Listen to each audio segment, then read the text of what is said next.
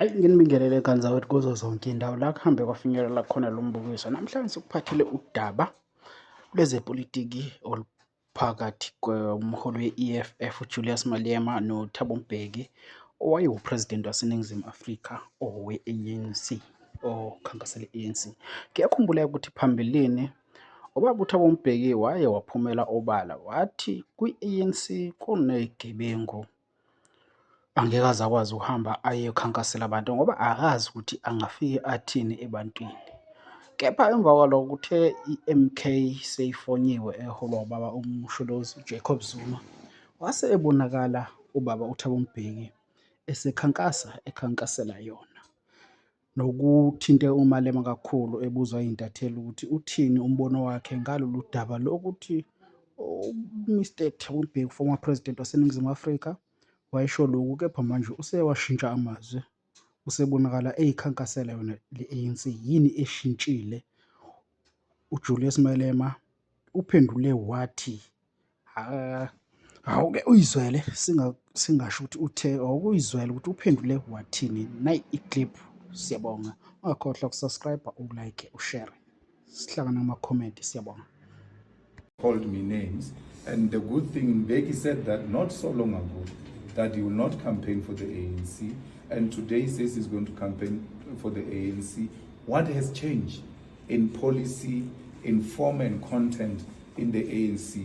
The ANC is in a much more worse situation than when he said he will not campaign for that kind of the ANC. So it was not a principled stance, it was a factional position. What Zuma is doing is not for the first time it's being done. President Mbeki was right behind COPE, and he's not going to characterize Zuma's support for MK as counter-revolution and as if his support to COPE was revolutionary. Mbalula himself called Mbeki Dalai Lama of COPE, if you remember. And everybody who worked with Mbeki, from Phumzile to Smuts Ngonyama to Mbazima Shilowa, and all kinds, went to join COPE. They were not going to do that without President Mbeki's blessings. And when these people went to join COPE, what did President Mbeki do in defense of the ANC?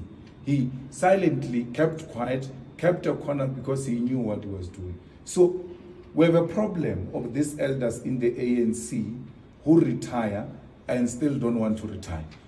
So that's a big problem. President Mbeki should have found himself a farm in Gushwa and go and stay there, and then only travel the continent and the world as a special envoy or as someone who's going to give a lecture in some of the big universities like he was doing at UNISA. But to stay in Kilani and wake up every morning to see the headlines, there is no way there won't be a temptation to want to comment on current affairs. President Mbeki is inviting himself back into the political battlefield, and that's where we are. We're going to have to respond to him, and we'll respond to him in a manner that is befitting of a response of a player, because he has refused now to become an elder.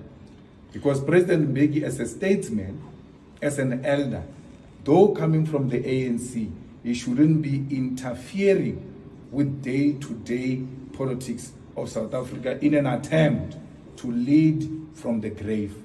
So that we don't agree with, but we are ready for him. Let him campaign for the ANC, we will campaign for the EFF, and we'll meet on the